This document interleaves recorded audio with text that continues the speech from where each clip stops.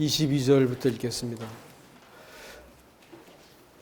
지금은 너희가 근심하나 내가 다시 너희를 보리니 너희 기쁨이 기쁠 것이요 너희 기쁨을 빼앗을 자가 없느니라. 그날에는 너희가 아무것도 내게 묻지 아니하리라.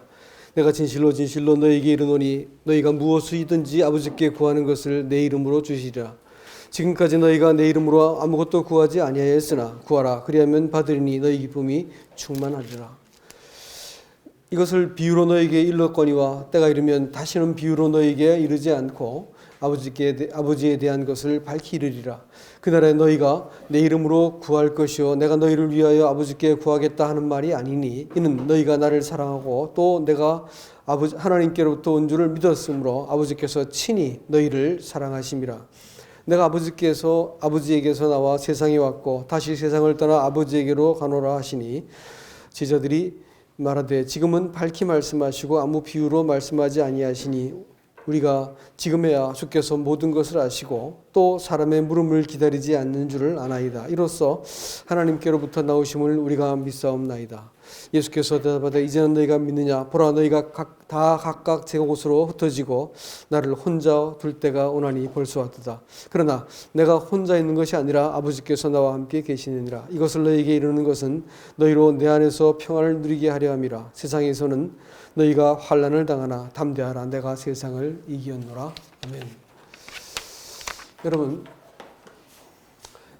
무엇이든지 유언이라고 부르는 그것은 가장 중요할 때 하는 거 아니겠습니까? 세상에서 다시는 볼 수 없는 입장이 되어졌기 때문에 예수님께서 가장 소중한 말을 제자들에게 남긴 것이 오늘 이 다락방 강화 16장이 마지막인데 마지막에 하시는 거예요. 제일 마지막에 남긴 것이기 때문에 정말 중요한 것입니다. 그래서 꼭 아셔야 될 것이고 우리가 유념해서 기억할 것이 남아 있습니다. 예수님께서 우리를 죄의 지배로부터 벗어나게 하시려고 우리를 몽땅 다 자기 위에 끌어안고 십자가에 죽으셨어요. 대신 심판과 저주를 다 받았기 때문에 우리에게 두 번 죄를 묻지 않는 방식으로 우리를 죄의 권세로부터 형벌로부터 구원하셨습니다. 이것으로 끝난 게 아니고요. 예수님께서는 부활하셨어요.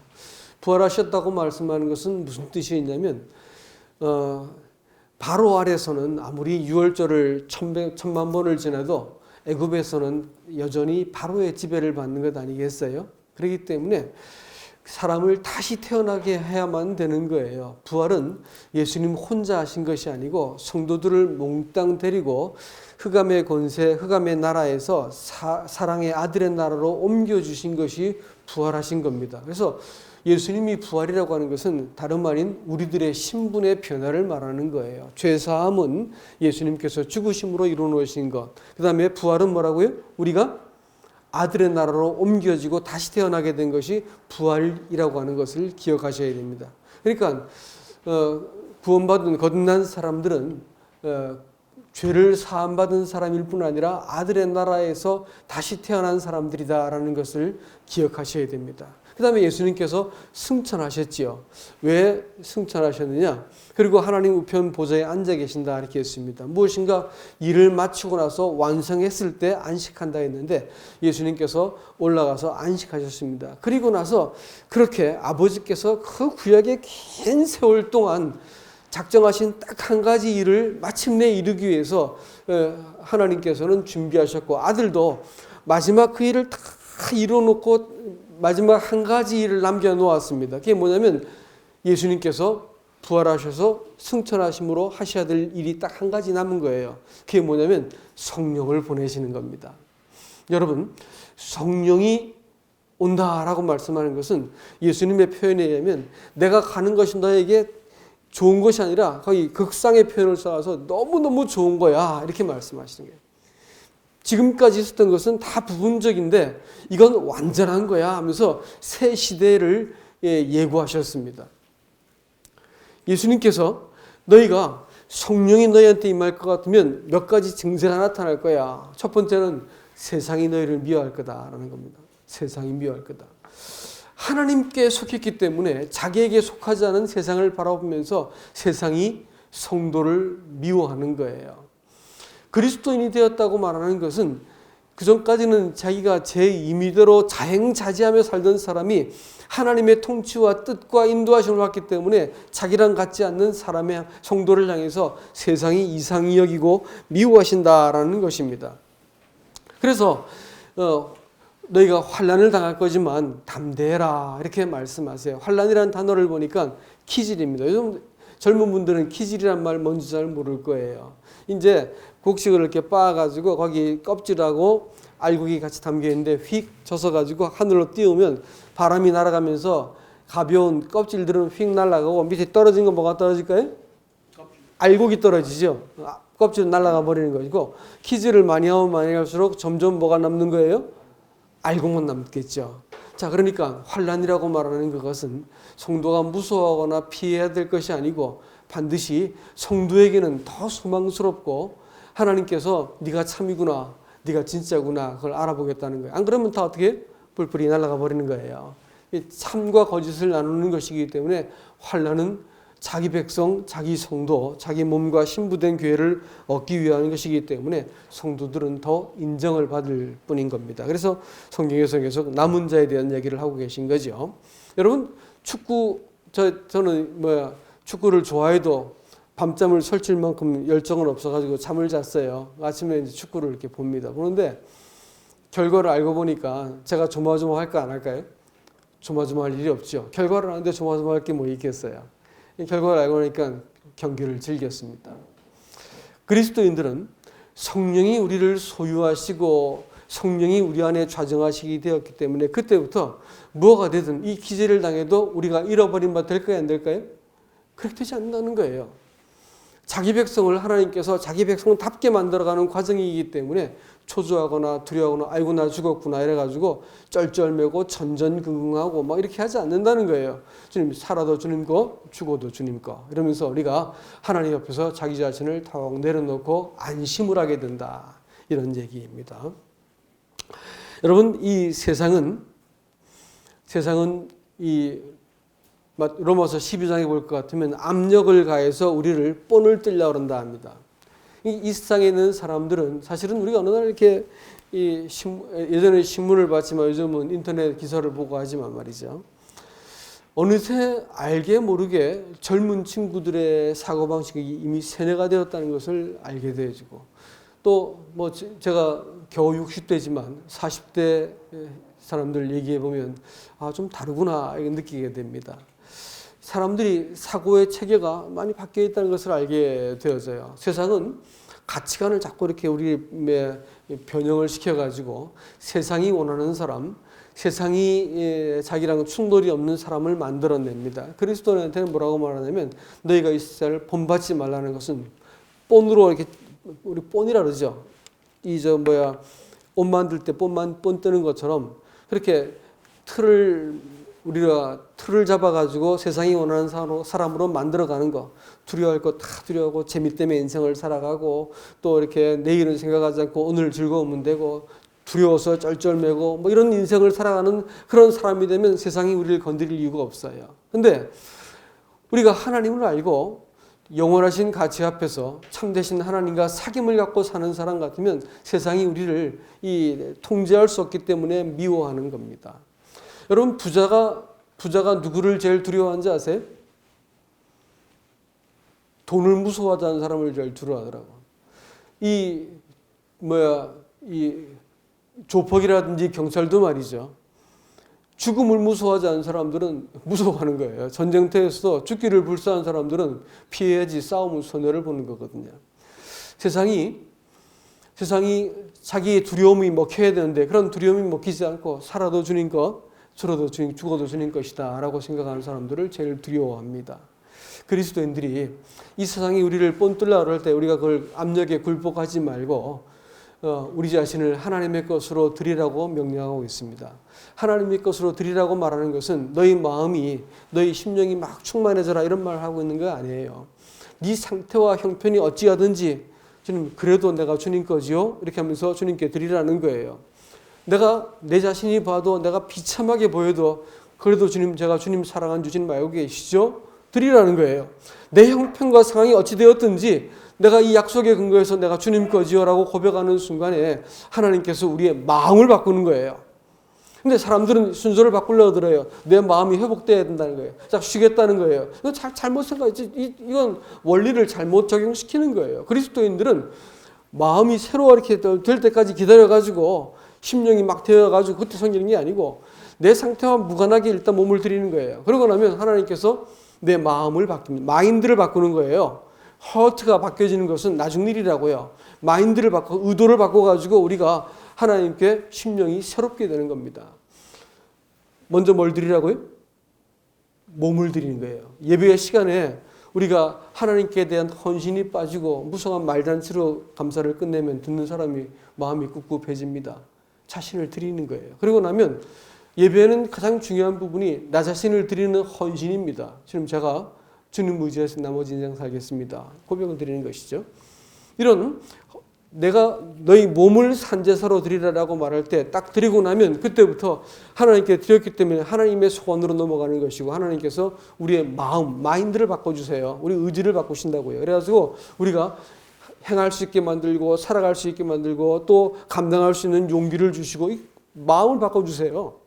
그러고 나서 이 찾아오는 어떤 그 다음의 감정, 허트의 변화는 그 다음 일이에요. 이 순서가 바뀌어지니까 신앙생활이 늘 이렇게 질퍽거리고 그야말로 삐그덕거리는 겁니다. 순서가 명확해야 돼요. 우리 상태와 상관없이 정말 교회 가기 싫을 때 교회 오세요. 정말 그 일 하기 싫을 때 하시라고요. 성경 볼 시간 없을 때 그때 봐야 될 때입니다. 5분이 됐든 3분이 됐든 그러면 하나님께서 번쩍하고 문을 열어주시고 눈을 밝게 해주시고 상황들을 반전시키시고 내 심령을 고치시는 거예요. 이게 성경에서 말하는 원리거든요. 성령이 오셔가지고 바로 이 일을 위해서 우리에게 주어진 바 된 겁니다. 여러분 성령이 오신 그 중요한 이유 중에 한 가지가 뭐냐면 이 아버지와 아들과 성령이 영원 전부터 함께 사귐을 갖고 계셨는데 아버지와 아들의 사귐을 누가 담당하고 인도하셨냐면 성령이 하셨어요. 근데 아들이 아버지를 떠난 적이 있었잖아요. 언제 떠났죠? 보좌를 떠나가지고 이 땅에 내려오셨어요. 그러면 아들이 아버지와 사귐이 끊어졌을까 안 끊어졌을까요? 왜 안 끊어졌을까요? 떨어져 나왔잖아요. 영광을 버리시고 또 떨어져 나왔는데 왜 아버지와 아들의 사귐이 끊어지지 않았을까요? 응? 그래가지고 가장 구질구질하고 더러운 곳에 와가지고 평생을 사셨는데 아버지와 아들이 사귐이 끊어지지 않았다고요? 답은 알지만 선뜻 말을 못하시는 거죠? 네, 성령 때문이죠.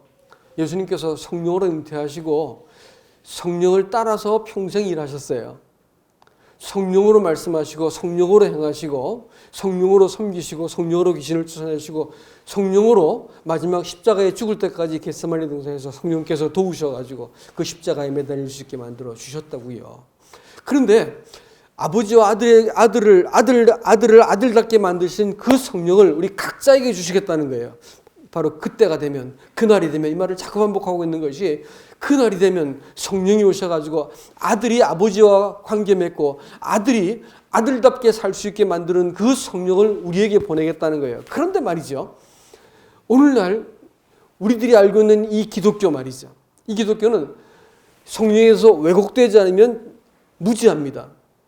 왜곡됐다고 말하는 것은 성령이 무슨 파워인 줄 알고 막 기도해가지고 성령의 능력 받겠다고 밤을 새고 밥을 굶어가면서 기도하는 사람들이 있고요. 성령이 마치 무슨 지 능력을 뭐 하는 것처럼 예언했었고 방언했었고 이런 것 가지고 성령이라 말하는 거예요.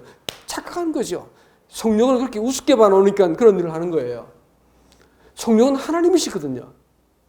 지혜의 하나님이고 모든 진리 가운데 우리를 인도하시고 우리의 인격이 되고자 하시는 분이라고요. 성령이 그런 분이세요.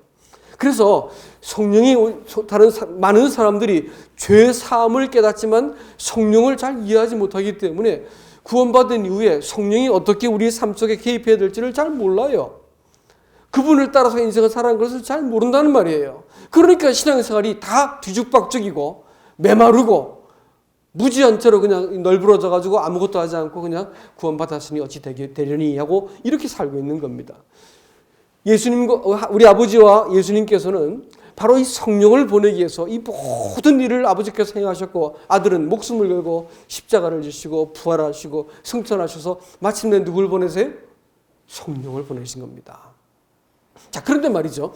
이 성령이 오셔가지고 사람한테 뭐가 되시냐면 사람의 모든 진리 가운데 인도하시고 깨닫게 하시고 위로하시고 힘주시고 법적인 대리인이 되어주시고 우리를 보증하시는 분이 되시고 다 되시는데 빌립보서 2장을 보는데 마음속에 탁 하고 와서 닿는 게 있었어요. 아, 주님께서 굉장히 중요한 이 원리를 우리에게 말씀해 주셨구나라는 것을 알게 되었어요. 주님이 아버지와 동등됨을 여길 것으로 취할 것으로 여기지 않고 자신을 비워 종의 형태를 입었다라고 말씀하셨는데 이게 왜 중요한지를 이렇게 막연하게 알고 있었는데 말씀을 준비하는데 턱하고 제 마음속에 와서 닿습니다. 이게 뭐냐면 여러분 구원받기 전에 사람들의 상태는 완전히 100% 사람은 자기를 위해서 삽니다. 그것이 뭐 약자 코스프레를 하든 강자 코스프레를 하든 뭐가 되었든지 100% 자기를 위해서 살아요. 그럼 구원받고 나서는 사람들이 바뀔까요? 잘 안 바뀝니다, 여러분. 안 바뀌니까 성경이 이렇게 두껍지 할 말씀이 많고 성경이 두꺼운 이유가 안 바뀌잖아요, 사람들이 잘. 우리 인생을 이렇게 즐기게 이렇게 탄식하고 고통하고 살게 만든 게 뭔지 아세요? 우리 바꾸려고 그러는 거예요. 우리 마음 바꾸시려고. 근데 우리는 그전까지는 내가 자유자요, 내가 자주자요, 내가 왕이요, 나를 위해서 인생을 살던 사람이 어느 날 종으로 입장을 바꿔야 되면 청지기로 입장을 바꿔야 되는 거예요. 이것이 안 바뀌면 신앙생활은 골백 번을 하고 죽고 깨도 여전히 그 짝입니다. 여전히 징징거리고 여전히 잠시타고 여전히 삐지고 여전히 이 삶의 문제를 갖고 안절부절하는 이런 사람밖에는 못 만드는 거예요. 신앙생활은 내가 종되는 겁니다. 예수님께서 자기의 자취를 따라오게 만들었다는 것은 정확하게 이걸 말하는 거예요. 종으로 살으라는 거예요. 주인이 아니라는 거예요. 종이라는 거예요. 그러면 종은 끊임없이 부단히 주인이 뭐라고 말씀하신지를 들어야 되고 주인의 창고에서 끄집어내 쓰는 것이고 주인이 공급하시는 곳에서 살아야 되는 거 아니겠어요? 그걸로 섬기는 거거든요. 내가 내 인생의 주인인지 아니면 나를 소유하시고 나를 자기 것으로 삼으신 그 주인, 그분을 내가 섬겨서 나 자신도 그분의 일부가 되어서 내가 살아갈 것인지를 결정해야 됩니다. 이 문턱을 안 넘으면 신앙생활은 성경을 보면 맨날 그런 말씀도 있었어 이러고 있어요. 예? 맨날 이 신앙생활이 헷갈리게 돼 있다고요. 그러나 내가 딱 종기되고 나면 그래서 내가 말씀과 성령을 따라서 내가 인생을 살겠다 결정을 하면 신앙생활이 딱 이렇게 비로소 내가 내 안에서 안식이 시작되어지고 삶이 막 흔들리고 망가져도 낙심치 않고 주님을 의지할 수 있게 되는 겁니다. 여러분 꼭 이 성령을 주님께서 너에게 주시겠다 약속하셨는데 이 성령이 여러분의 것으로 여러분의 이 삶을 주관하시는 주인으로 잘 모셔드릴 수 있기를 바랍니다. 그럼에도 불구하고 주님은 당신을 돕는 자라고 말씀하시지 주인이라고 말씀하지 않으세요. 주인은 예수 그리스도이십니다. 주님 성령은 돕는 자시에요. 심지어는 말이죠. 예수님께서 가시면서 내 이름으로 구해라 이렇게 말씀했고 내가 너희를 위해서 구해주겠다는 말이 아니다. 예수님은 우리를 위해서 대신 기도해 주지 않는 분이세요. 아세요? 우리의 문제를 갖고 예수님께서 대신 기도해 준다고 하는 것은 성경의 말씀과 반합니다. 성경 방금 읽었던 말씀 그렇게 말하지 않죠. 내가 너희를 위해서 구하겠다는 말이 아니다 이게.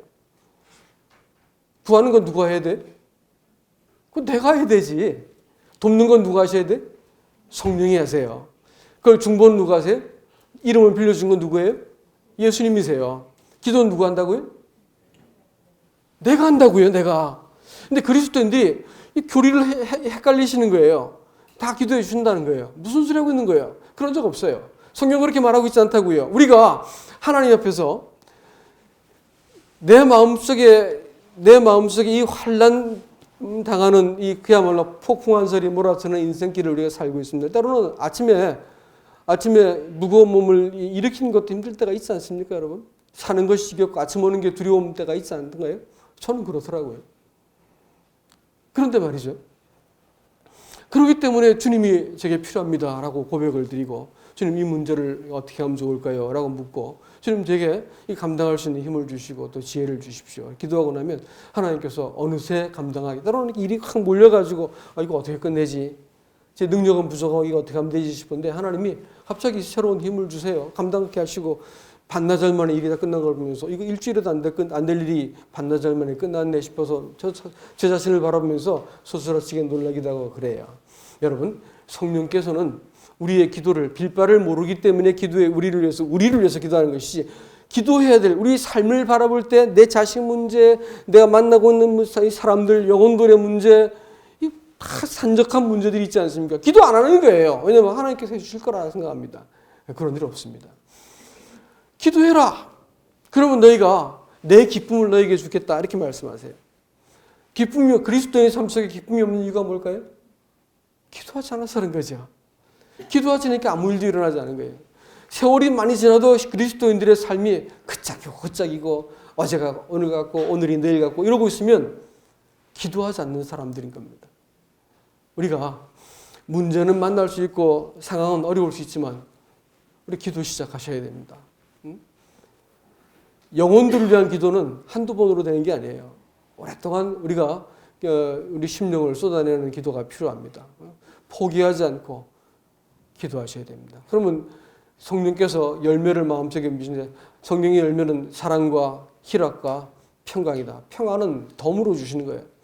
성도의 삶 속에 평안함을 기도하는 사람들에게 덤으로 주신다고 하는 사실들을 여러분 기억하시기 바랍니다. 여러분 잘 생각해 보세요. 방금 조금만 있으면 너희가 다 나를 홀로 두고 다 달아날 것이다. 자기 의심처럼 찾아갈 것이다. 문자적으로 그런 말인데 다 떠날 것이다. 이렇게 말했어요. 얼마나 기가 막혀요. 평생 동안 공들이고 니들만큼 날 알아줘야 되는데 싶었던 그 사람들이 다 떠나버려요. 예수님께서는 철저히 혼자가 되어가지고 무도한 사람들의 손에 잡혀서 살해당하시고 십자가를 졌고 아무도 예수님 편에는 없게 되어지는 그 비참한 상황이 옵니다. 근데 그 상황을 바로 코앞에 두고 예수님께서 너희가 나를 다 버릴 것이다. 그렇지만 내가 세상을 이겼으니까 담대해야 된다. 이렇게 말했어요. 상황이 함몰할 수 없는 담대함과 큰 확신이 있었습니다. 여러분, 그리스도인의 삶이라고 말하는 것은 밑바닥으로 내려가고 내려갔을 때 결국 거기에 누가 함께 있는 걸까요? 하나님이 함께 있어요. 아버지께서 나를 홀로 두지 않기 때문에 내가 담대하다라고 말씀하세요. 그리스도인들은 뭐가 되었든지 상황이 막 몰렸을 때 맨 밑바닥 가면 누가 함께 계세요? 하나님이 함께 계세요. 그렇기 때문에 우리가 상황이 흔들려도 내가 이렇게 고통을 겪고 문제가 생겨도 사실은 옆에 우리의 위로자가 계시기 때문에 담대해라. 내가 세상을 이겼고 너희들 스스로 맞서가지고는 이길 수 없는 대적이 세상인데 내가 세상을 이겼다. 이렇게 말씀을 하시고 우리가 담대할 것을 말씀해 주고 계십니다. 기도는요, 단지 우리가 곤경을 모면하기 위해서 하는 것이 아니고요. 또 우리가 어떤 소원을 응답받기 위해서 하는 것이 아닙니다. 여러분, 기도라고 하는 그 본질적인 문제는 뭐냐면 하나님이 기뻐하시는 일을 하게 하시는 거예요. 하나님이 원하셨던 그 일들을 하게 만드는 것이 기도이기 때문에 우리가 정말로 하나님께 난 사람들이라 할 것 같으면 뭐가 되었든지 우리 가슴 속에 기도 제목을 품으셔야 됩니다. 내 문제 갖고 징징거리는 거 말고요. 하나님 앞에 기도 제목을 품으셔야 돼요. 그렇게 했을 때 하나님이 우리를 통해 맨 마지막 때 내 기쁨에 너희도 동참해라 이렇게 말씀하실 것입니다. 소파가 아무리 비싼 소파를 갖고 있다 하더라도 노동을 하고 나서 내가 털퍼덕 주저앉은 그 의자만큼 편하겠습니까? 산의 진미가 아무리 맛있어도 이게 노동을 하고 나서 먹는 밥 한 그릇만 하겠습니까? 안마기가 아무리 좋아도 산을 힘들게 오르는 사람이 산 위 정상에서 그 시원한 바람을 맞으면서 쉬는 어디 그거가 비교할 수 있겠습니까? 그건 그 대가와 고난을 지불한 사람들의 몫이에요. 그리스도인들의 삶은 가만히 두어도 인생이기 때문에 수고롭고 눈물나고 슬픔이 따르게 되어 있습니다. 그런데 그리스도인들은 세상이 미워하기 때문에 그런 일이 더 많을지도 몰라요. 걱정하지 마세요. 여러분, 우리는 결과를 아는 싸움을 싸우고 있고요. 우리가 우리가 만나는 그 어려움들을 기쁘게 내가 주님과 함께 견디겠습니다 라고 고백하면 거기에 대해서 주님께서 우리에게 놀라운 것으로 보상하실 겁니다. 우리가 이 일들을 위해서 부르심을 받은 사람들입니다. 주님은 너희 기쁨을 빼앗을 자가 없다라고 말했습니다. 예, 기쁨을 빼앗을 만한 사람들이 있다는 거예요. 기쁨을 빼앗을 만한 환경을 우리가 만나지 않는다는 말이 아닙니다. 그리스도인들도 기쁨을 잃어버릴 만한 일들을 무수히 만나게 되어 있습니다. 그러나 밑바닥으로 내려가 봐라. 절대 내가 너희에게 주은 이 기쁨은 뺏을 수가 없을 것이다. 천지를 창조하신 하나님, 나를 사랑해서 자기 생명을 걸고 내게 찾아오신 이 예수 그리스도가 계시기 때문에 네가 지금 만나는 이 모든 일은 그분이 네 안에서 온전히 거하시고 네가 그분 안에서 온전히 거하기 위한 과정이다라고 우리에게 말씀하시는 겁니다. 말씀을 이렇게 맺겠습니다. 우리가 사실 이 성령에 대해서 무지한 것을 여러분 돌이키시고 자백하시기 바랍니다. 그리고 그리스도인들이 기도하지 않는 것은 잘못된 교리 때문에 기도하지 않습니다. 그러나 우리는 기도하도록 부르심을 받은 사람들입니다. 기도를 통해서 우리가 하나님의 영광과 그 기뻐하시는 일들을 붙들게 되어 있고 보상으로 기쁨을 받게 되어 있습니다. 그리고 우리가 평안을 또 덤으로 얻게 되어 있는 것이죠. 우리의 기도의 수준과 헌신을 돌아보시기 바랍니다. 우리가 기도하지 않는 것이 성경은 명백하게 죄라고 말했고 또 이 자기를 찾는 자들, 기도하는 자들에게는 반드시 내가 보상하겠다고 말씀했습니다. 여러분 그리스도의 삶 한 번밖에 주어지지 않은 인생을 그저 먹고 사는 것으로 이렇게 허비할 수가 없는 사람들입니다. 우리는 하나님의 나라를 위해서 부르심을 받은 사람들이에요. 기도의 제목을 돌아보시기 바랍니다. 가장 내 인생에서 내 삶을 걸고 기도할 것이 무엇인지 하나님께서 지금도 기도하는 사람을 찾고 계시다라는 겁니다. 오늘 이 말씀을 통해서 주님께서 꼭 남겨주고 싶었던 성령, 그분은 우리의 기도를 위해서 오신 분이에요. 기도할 수 있기 바랍니다. 상황이 아무리 불가능해 보이고 내가 아무리 내 처한 처지가 낙심할 수밖에 없는 것처럼 보인다 할지라도 여러분 낙심하지 마세요. 그래도 주님 거잖아요 라고 말씀하시고 우리 자신을 주님께 던져놓을 수 있길 바랍니다. 상황이 어떻게든지 기도는 세금 붙는 게 아닙니다. 기도 시작하세요. 그래서 우리가 이 기도를 통해서 우리가 만나고 낙심되고 이제 끝났다라고 상황이 끝난 것처럼 보이지만 하나님 손에는 끝난 게 없습니다. 우리가 기도하시고 우리의 문제들, 자녀들, 또 우리의 장래, 내 삶의 문제의 모든 것들을 우리 기도 속에서 다시 재해석하시고 하나님께서 우리 안에서 새로운 창조를 할 수 있는 복을 누릴 수 있기를 주님 이름으로 축복합니다. 이상입니다.